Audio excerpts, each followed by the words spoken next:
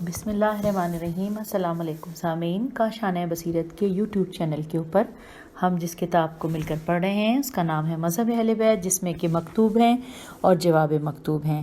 پچھلی آڈیو میں ہم نے جہاں تک پڑھا تھا آج ہم اس سے آگے اس آڈیو میں چلیں گے اور ہم جواب مکتوب پڑھ رہے ہیں اس وقت، اور جو کہ مکتوب نمبر 35 کا جواب ہے، اور یہ ہماری جو آڈیو ہے یہ آڈیو نمبر 28 ہے، اور اس میں ہم پیج نمبر 425 سے آغاز کریں گے۔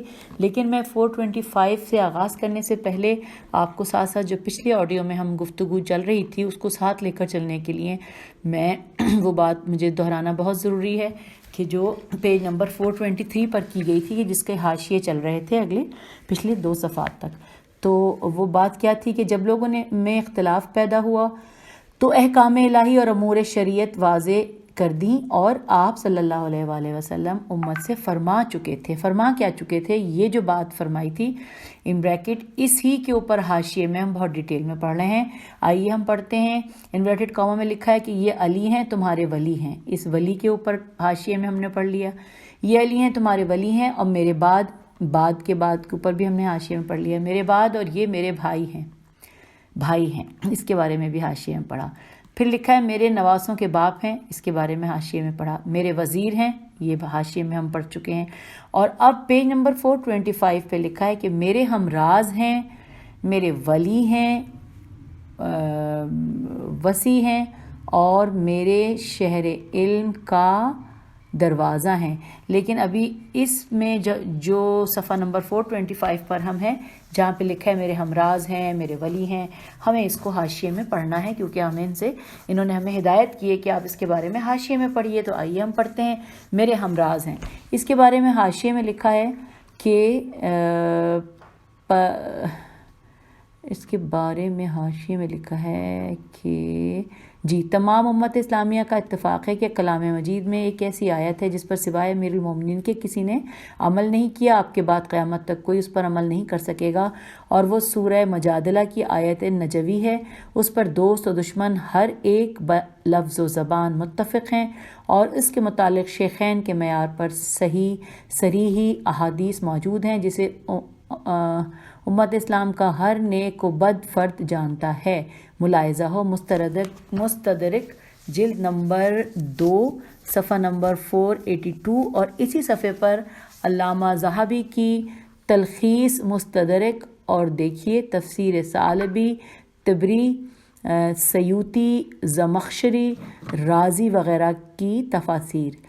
آگے چل کر آپ ام سلمہ اور عبداللہ بن عمر کی حدیث ملاحظہ فرمائیں گے جس میں وفات سے چند لمحہ پیشتر حضرت صلی اللہ علیہ وآلہ وسلم اور امیر المومنین کی سرگوشی کا ذکر ہے۔ وہیں آپ کو یہ بھی معلوم ہوگا کہ طائف میں بھی ایسا ہی موقع پیش آیا تھا، اور رسول صلی اللہ علیہ وآلہ وسلم نے ارشاد فرمایا تھا کہ میں نے اپنے جی سے حضرت علی علیہ السلام سے سرگوشی نہیں کی، بلکہ خدا نے خود ایسا کیا ہے، اسی کے حکم سے میں نے ان سے سرگوشی کی۔ وہیں ہم اس کی طرف بھی اشارہ کریں گے کہ حضرت صلی اللہ علیہ وآلہ وسلم اور امیر المومنین علیہ السلام نے حضرت عائشہ کے متعلق بھی سرگوشی کی۔ اچھا جی، سرگوشی کی، اس کے بارے میں ابھی ہمیں تھوڑا سا آگے پڑھنا ہے۔ ہاں، اس میں لکھا ہے کہ امیر المومنین علیہ السلام کے ولی ہونے کے متعلق حضرت کا یہ قول کافی ہے جو ابن عباس کی حدیث میں مذکور ہے کہ جسے ہم گزشتہ صفحات میں ذکر کر چکے ہیں۔ اے علی علیہ السلام، تم دنیا اور آخرت میں میرے ولی ہو، اس کے علاوہ یہ تو ایسی واضح چیز ہے جس پر کسی دلیل کی ضرورت نہیں۔ تو یہ ہم نے پڑھ لیا۔ اب ہم دیکھتے ہیں کہ ہم نے آگے اب کیا پڑھنا ہے۔ یہ حاشیے میں ہم نے پڑھ لیا کہ میرے ہمراز ہیں۔ پھر اگلا ورڈ ہے میرے ولی ہیں۔ میرے ولی ہے کے بارے میں ہم نے پڑھنا ہے، تو اس میں کہاں ہے ہمیں دیکھنا پڑے گا۔ یہ ہے جی حاشیے میں کہ امیر المومنین علیہ السلام کے ولی ہونے کے متعلق حضرت کا یہ قول کافی ہے جو ابن عباس کی حدیث میں مذکور ہے، کہ جسے ہم گزشتہ صفحات میں ذکر کر چکے ہیں۔ میرے خیال ہے کہ یہ چیز جو میں نے پہلے پڑھ لی یہ تھی اس حاشیے کی۔ ہم دوبارہ پڑھ لیتے ہیں، کوئی بات نہیں یہاں سے، کہ صفحات میں ذکر کر چکے ہیں۔ اے علی، تم دنیا اور آخرت میں میرے ولی ہو، اس کے علاوہ تو ایسی واضح چیز ہے جس پر کسی دلیل کی ضرورت نہیں ہے۔ بقیہ اوکے، اب یہ پڑھ لیا، اب آگے چلتے ہیں. اب اگلا کیونکہ تھوڑا سا ٹرکی ہے لیکن ہم پڑھیں گے پورا. اچھا، میرے ہمراز ہیں کے بارے میں حاشیے میں پڑھ لیا، میرے ولی ہیں کے بارے میں پڑھ لیا. اب اگلا ہے نمبر 3، میرے وصی ہیں. تو وصی ہے کے بارے میں اب ہم نے حاشیے میں دیکھنا ہے کہ اس میں لکھا ہے کہ 13 میں اس کے متعلق نصوص ذکر کیے جا چکے ہیں.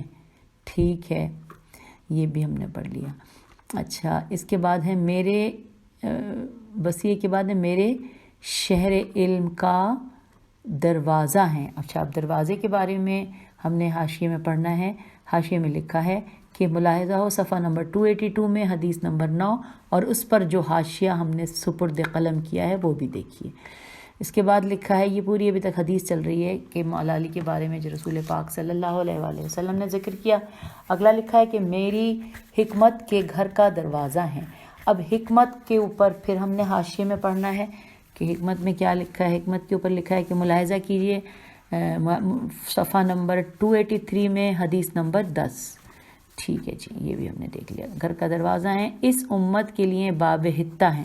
اب باب حتہ کے بارے میں ہم نے دیکھنا ہے، حاشیے میں ہے کہ ملاحظہ ہو صفحہ نمبر 285 میں حدیث نمبر 14. اوکے، امت کے لیے امان اور سفینہ نجات ہیں. یہ پھر ہمیں دیکھنا ہے کہ حاشیے میں اس کے بارے میں لکھا ہے کہ جیسا کہ ان احادیث کا فیصلہ ہے کہ جو ہم نے صفحہ نمبر 67 سے لے کر صفحہ نمبر 68 پر بیان کی ہیں. اچھا جی، یہ بھی ہم نے پڑھ لیا. اب ہے سفینہ نجات ہیں، ان کی اطاعت بھی اسی طرح فرض ہے جس طرح میری اطاعت فرض ہے، اور ان کی نافرمانی اس طرح فرض ہے میری اطاعت فرض ہے، ان کی نافرمانی اسی طرح باعث ہلاکت ہے جس طرح میری نافرمانی. اب یہ نافرمانی جو دوبارہ آیا ہے اس کے بارے میں ہم نے دیکھنا ہے. حاشیے میں لکھا ہے کہ جیسا کہ صفحہ نمبر 288 کی حدیث نمبر 16 سے معلوم ہوتا ہے. ٹھیک، یہ بھی پڑھ لیا. اس کے بعد لکھا ہے علی کی پیروی میری پیروی ہے اور اس سے جدائی میری جدائی ہے. تو سامعین، یہ ہم نے پوری حدیث مکمل پڑھ لی.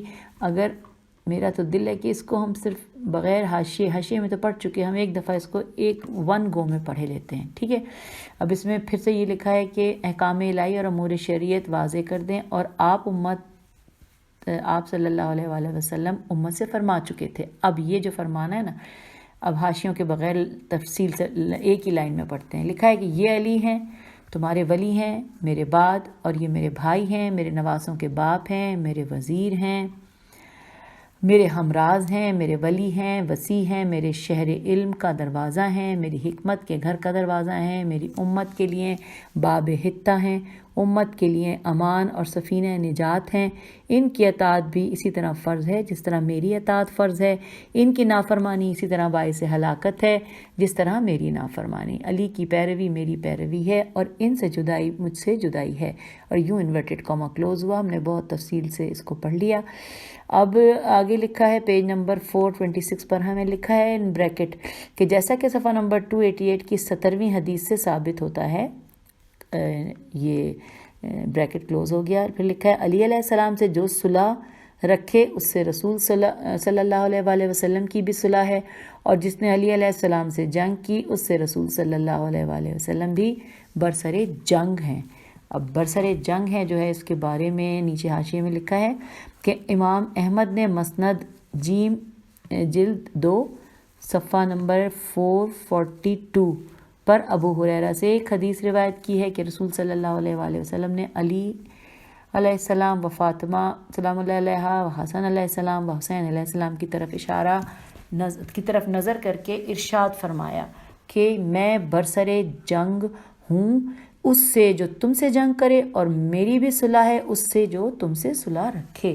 اور یہاں پہ انورٹڈ کاما کلوز ہو گیا کہ جس دن آپ نے ان حضرات کو اپنی چادر اڑائی تھی اس دن کے متعلق بھی حدیث صحیح میں ہے کہ حضرت صلی اللہ علیہ وآلہ وسلم نے فرمایا تھا انا حرب لمن حاربہم وسلم لمن سالمہم وعدو لمن آداہم. یعنی چنانچہ علامہ ہجر مکی نے فضائل اہل بیت میں پہلی آیت جو لکھی ہے اس کی تفسیر میں اس حدیث کو لکھا ہے.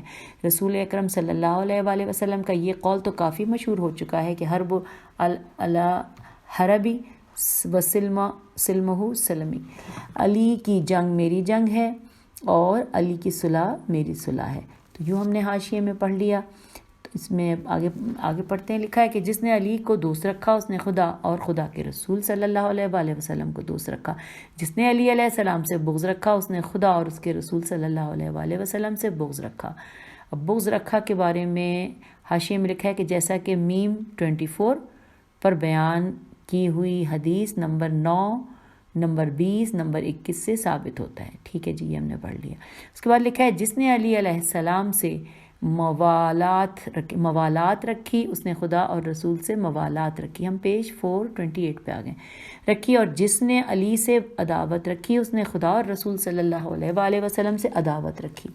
عداوت رکھی کے اوپر حاشیے میں لکھا ہے کہ صفحہ نمبر 294 کی حدیث نمبر 23 سے اس کی وضاحت ہوتی ہے۔ نیز رسول صلی اللہ علیہ وآلہ وسلم کا یہ ارشاد کہ اللہم اب یہ سمجھ ہی نہیں آ رہا کیا لکھا ہے، وَالْمِن وَعَلَا وَعَدَا مِنْ آدَا ہی کافی ہے اس کے ثبوت کے لیے۔ بھئی میں پڑھ نہیں رہی، گڑبڑ کر دوں گی۔ چلیں اب چلتے ہیں آگے۔ اس کے بعد لکھا ہے کہ جس نے علی علیہ السلام کو اذیت دی اس نے خدا اور رسول کو اذیت دی۔ اس کے بارے میں حاشیے میں ہے کہ اس کے ثبوت کے لیے عمرو بن شاس والی حدیث سن چکے ہیں، جس میں رسول اکرم صلی اللہ علیہ وآلہ وسلم نے فرمایا ہے کہ جس نے علی علیہ السلام کو اذیت دی اس نے مجھے اذیت دی۔ عمرو بن شاس کی حدیث کو امام احمد نے مسند جلد نمبر 3 صفحہ نمبر 473 پر، امام حاکم نے مستدرک جلد نمبر 3 صفحہ نمبر 122 پر، ذہبی نے تلخیص مستدرک میں اسی صفحے پر اس حدیث کی صحت کا اعتراف کرتے ہوئے ذکر کیا ہے۔ نیز بخاری نے تاریخ میں، ابن سعد نے طبقات میں، ابن ابی شیبہ نے اپنے مسند میں، طبرانی نے معجم کبیر میں بھی اس کی روایت کی ہے۔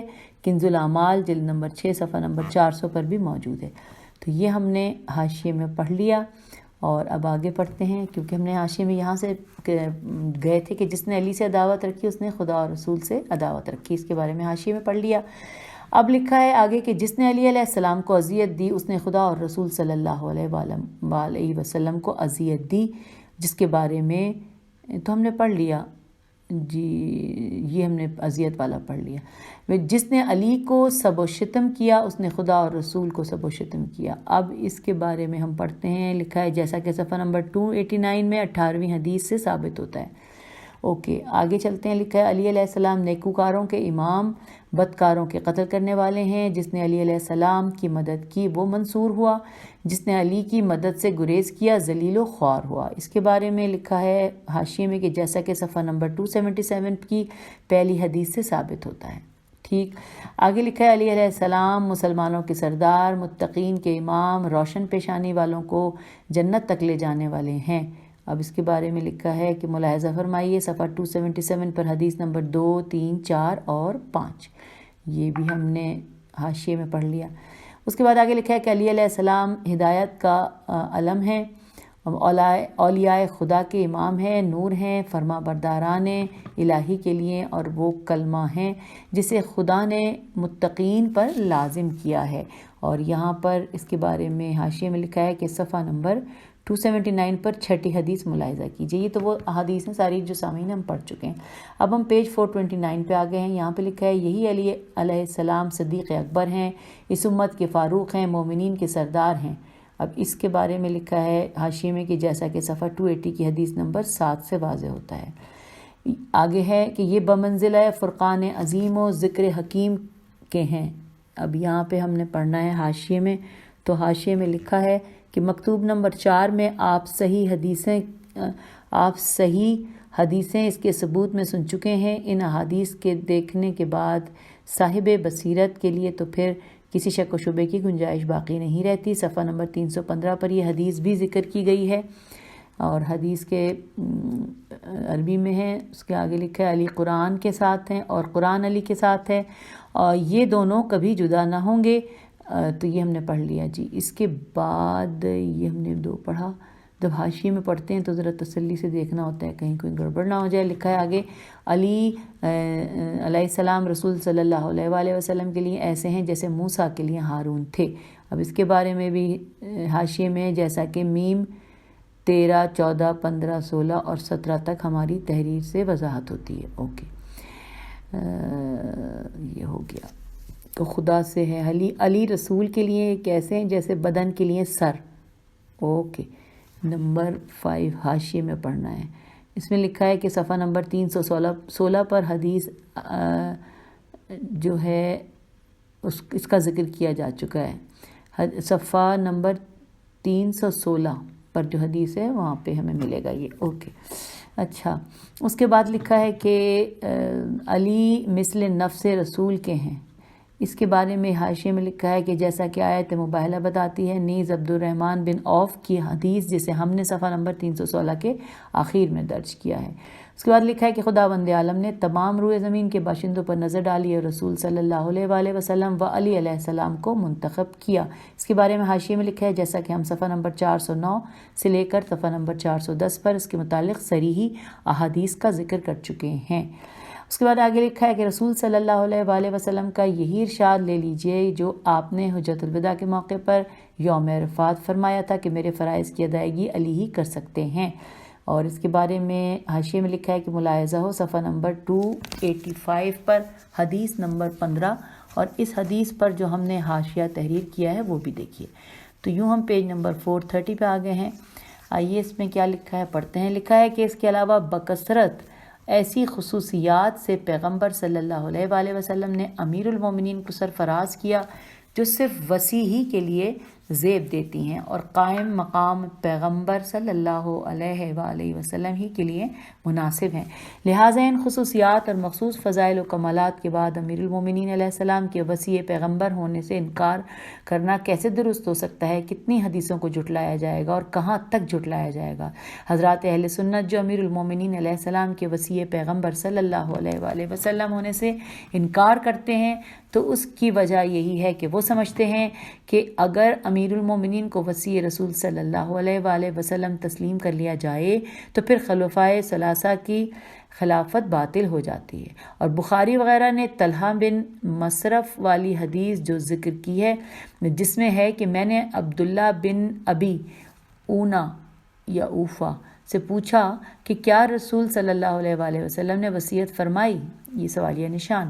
انہوں نے جواب دیا نہیں میں نے نہیں کہا. رسول صلی اللہ علیہ وآلہ وسلم لوگوں پر تو وصیت کرنا واجب کریں اور خود وصیت نہ کریں. تو انہوں نے جواب دیا کہ حضرت صلی اللہ علیہ وآلہ وسلم نے کتاب خدا کے متعلق وصیت فرمائی. یہ حدیث ہمارے لیے حجت نہیں اور نہ ہمارے جواب میں پیش کی جا سکتی ہے کیونکہ ہم لوگوں کے یہاں سے ثابت نہیں. مزید برآں یہ تو سیاست کی کارسازیاں تھیں، حکومت کے جبر و تشدد کا نتیجہ ہے. ان سب باتوں سے قطع نظر سچی بات تو یہ ہے کہ امیر المومنین علیہ السلام کے وسیع پیغمبر صلی اللہ علیہ وآلہ وسلم کے ہونے کے متعلق ائمہ طاہرین سے صحیح متواتر حدیثیں موجود ہیں. لہٰذا ان حدیثوں کے معارض حدیثیں رد کر دی جائیں گی. اس کے علاوہ امیر المومنین علیہ السلام کا وسیع پیغمبر ہونا تو ایسا اظہر من الشمس ہے جس پر دلیل و برہان پیش کرنے کی ضرورت ہی نہیں. خود عقل بتاتی ہے. اچھا عقل جہاں پہ لکھا ہے وہاں پہ لکھا ہے حاشیے میں کہ اس سے لکھا ہے کہ صرف عقل ہی سے پوچھئے دیکھیے کیا کہتی ہے. عقل کے نزدیک ناممکن ہے، محال ہے کہ رسول صلی اللہ علیہ وآلہ وسلم اپنی امت کو تو وصیت کا حکم دیں، اتنی سختی فرمائیں اور خود وصیت نہ کریں. حالانکہ اوروں کی نسبت پیغمبر صلی اللہ علیہ وآلہ وسلم کا وصیت فرمانا زیادہ ضروری تھا کیونکہ کسی اور مرنے والے نے نہ تو ایسا ترکہ چھوڑا جیسا رسول صلی اللہ علیہ وآلہ وسلم نے چھوڑا اور نہ ایسے ایتام چھوڑے جیسے رسول صلی اللہ علیہ وآلہ وسلم نے چھوڑے، نہ کسی اور کے متروکات، نہ ورثہ نگران کا نگران کار و سرپرست کے ایسے محتاج ہوئے جیسا رسول صلی اللہ علیہ وآلہ وسلم کی چھوڑی ہوئی چیزیں کسی منتظم و نگران کی محتاج تھیں. یا رسول صلی اللہ علیہ وآلہ وسلم کے چھوڑے ہوئے ایتام سرپرست کی ضرورت مند تھے، پناہ بخدا تھے، بخدا رسول صلی اللہ علیہ وآلہ وسلم بھلا اپنے قیمتی ترکہ یعنی شریعت الہی، احکام الہی کو یوں ہی چھوڑ جائیں اور اپنے ایتام یعنی تمام روئے زمین کے باشندوں کو یوں ہی بے سہارا چھوڑ دیں کہ وہ ٹھوکریں کھاتے پھریں اور اپنی خواہش کے مطابق چلتے پھرتے رہیں، اور ایسا نگران و منتظم نہ چھوڑیں جس کے ذریعے بندوں پر خدا کی حجت تمام ہو. علاوہ اس کے وجدان بھی یہی کہتا ہے کہ رسول صلی اللہ علیہ وآلہ وسلم نے علی علیہ السلام کو اپنا وصی ضرور مقرر کیا، کیونکہ ہم دیکھتے ہیں کہ رسول صلی اللہ علیہ وآلہ وسلم نے علی علیہ السلام کو اپنے غسل و حنوط و کفن و دفن کا حکم دیا، دیون کی ادائیگی، ذمہ داریوں سے بری ذمہ بنانے اور اختلاف کے وقت حق کی وضاحت کرنے کی تاکید کی، نیز لوگوں کو بھی باخبر کر دیا کہ ہمارے بعد علی علیہ السلام تمہارے ولی ہیں. اس کے علاوہ اور خصوصیات امیر المومنین علیہ السلام کے بھی ان کے گوش گزار کر دیے جنہیں ہم اس مکتوب کے شروع میں اشارتاً ذکر کر چکے ہیں. لہٰذا ہمارا وجدان بتاتا ہے کہ یقیناً رسول اکرم صلی اللہ علیہ وآلہ وسلم نے حضرت علی علیہ السلام کو اپنا وصی فرمایا ہوگا اور بغیر وصی بنائے دنیا سے نہیں اٹھے. تو یوں ہم نے یہ پڑھا. ہاں، اب پیج پر آ گئے ہیں. خود عقل بتاتی ہے، اس کے بارے میں ہم نے پڑھ لیا. وجدان و دلالت کرتا ہے کہ یقیناً رسول صلی اللہ علیہ وآلہ وسلم نے امیر المومنین کو اپنا وصی مقرر فرمایا، اور بخاری نے ابن ابی اونا سے یہ جو روایت کی ہے کہ حضرت صلی اللہ علیہ وآلہ وسلم نے کتاب خدا کے متعلق وصیت فرمائی، تو یہ درست ہے، مگر رسول صلی اللہ علیہ وآلہ وسلم کا پورا ارشاد نہیں ذکر کیا گیا، کیونکہ رسول صلی اللہ علیہ وآلہ وسلم نے جہاں کتاب خدا کے متعلق وصیت فرمائی وہاں اہل بیت علیہ السلام سے تمسک کرنے کا بھی حکم دیا. ایک ساتھ دونوں سے تمسک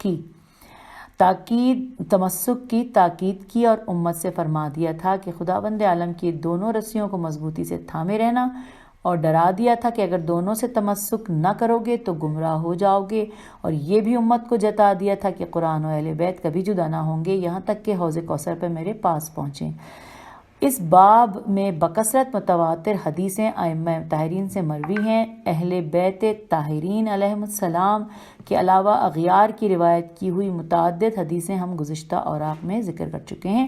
اور یوں جواب مکتوب ختم ہوا، کیونکہ اس کے آخر میں شین لکھا ہوا گیا، اور پیج نمبر ہے 432. اب 433 کے اوپر ہم مکتوب نمبر 36 کو پڑھتے ہیں. اس میں لکھا ہے، ہیڈنگ ہے افضل ازواج.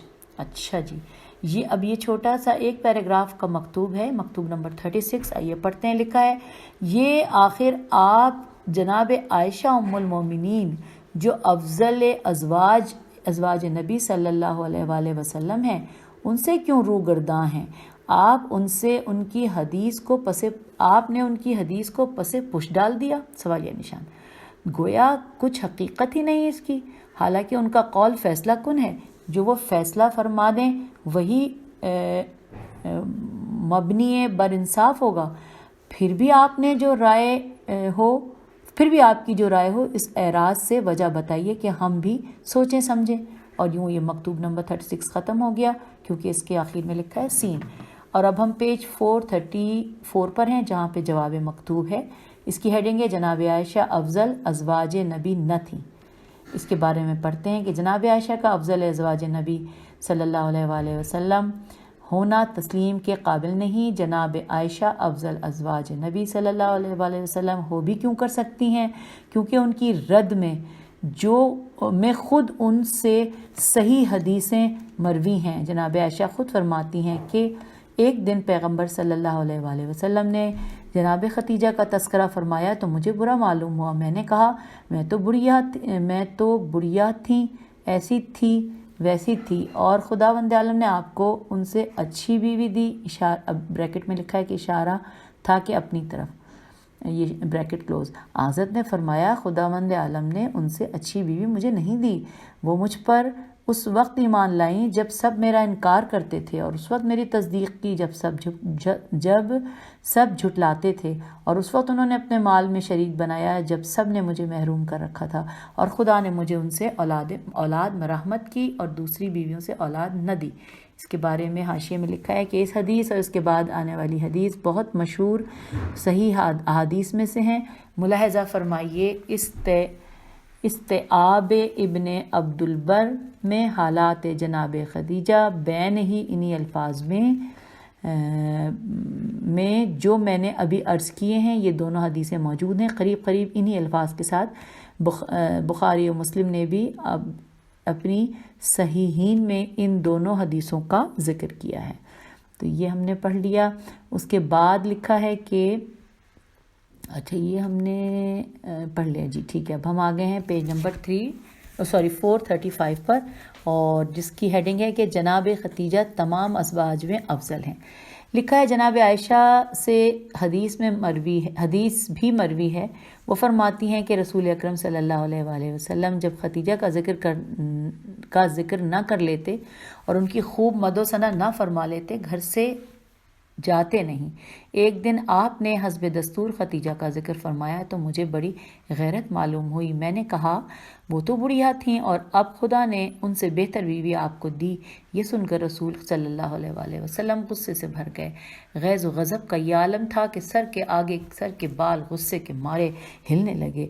آپ نے ارشاد فرمایا خدا کی قسم ان سے بہتر بیوی مجھے نہیں ملی۔ وہ مجھ پر اس وقت ایمان لائیں جب سب لوگ کفر اختیار کیے ہوئے تھے، اس وقت میری تصدیق کی جب سب مجھے جھٹلاتے تھے، اور اپنا کل مال و زر میرے حوالے کر دیا جب سب مجھے محروم کیے ہوئے تھے، اور انہی کے بطن سے خدا نے مجھے اولاد مرحمت فرمائی اور دوسری بیویوں سے کوئی اولاد مجھے نہ دی۔ Inverted comma close. لہٰذا ازواج رسول صلی اللہ علیہ وآلہ وسلم میں سب سے افضل اور اشرف جناب خدیجہ الکبریٰ ہیں، جو اس امت کی صدیقہ ہیں، جو سب سے پہلے ایمان لائیں، جنہوں نے سب سے پہلے کتاب خدا کی تصدیق کی، رسول صلی اللہ علیہ وآلہ وسلم سے ہمدردی کی۔ رسول صلی اللہ علیہ وآلہ وسلم پر وحی نازل ہوئی تھی کہ جناب خدیجہ کو بشارت دے دیں کہ ان کے لیے جنت میں جواہرات کا گھر ہے۔ اب جہاں پہ لکھا ہے بشارت، اس کے بارے میں ہم نے حاشیے میں پڑھنا ہے۔ تو حاشیے میں لکھا ہے کہ جیسا کہ امام بخاری نے صحیح بخاری جلد نمبر 3 صفحہ نمبر 175 باب غیرت النساء و آخر کتاب النکاح میں روایت کی ہے۔ تو اس کے بعد ہم پھر حاشیہ پڑھ لیا۔ اس میں لکھا ہے کہ یہ جنت میں جواہرات کا گھر ہے۔ اچھا، اس سے آگے چلتے ہیں۔ رسول صلی اللہ علیہ وآلہ وسلم نے صاف لفظوں میں صراحت فرما دی تھی کہ جناب خدیجہ سب سے افضل و اشرف ہیں۔ چنانچہ آپ نے فرمایا بریکٹ جنت کی عورتوں میں 4 عورتیں سب سے بہتر ہیں: خدیجہ بنت خویلد، فاطمہ بنت محمد، آسیہ بنت مزاحم اور مریم بنت عمران۔ اور اس کے بعد انورٹڈ کاما کلوز۔ حضرت نے یہ بھی ارشاد فرمایا کہ انورٹڈ کاما تمام عالم کی عورتوں میں سب سے بہتر مریم بنت عمران، خدیجہ بنت خویلد، فاطمہ بنت محمد اور آسیہ زن فرعون ہیں، اور bracket close, inverted comma close. اسی طرح اور بہت سی صریحی حدیثیں پیغمبر صلی اللہ علیہ وآلہ وسلم کی ہیں، جو جملہ احادیث نبوی صلی اللہ علیہ وآلہ وسلم اور ارشادات پیغمبر صلی اللہ علیہ وآلہ وسلم میں صحیح تر اور ثابت ہیں۔ اس کے بارے میں حاشیے میں لکھا ہے کہ ہم نے اپنی کتاب کلمہ غرا میں اسے تفصیل سے ذکر کیا ہے۔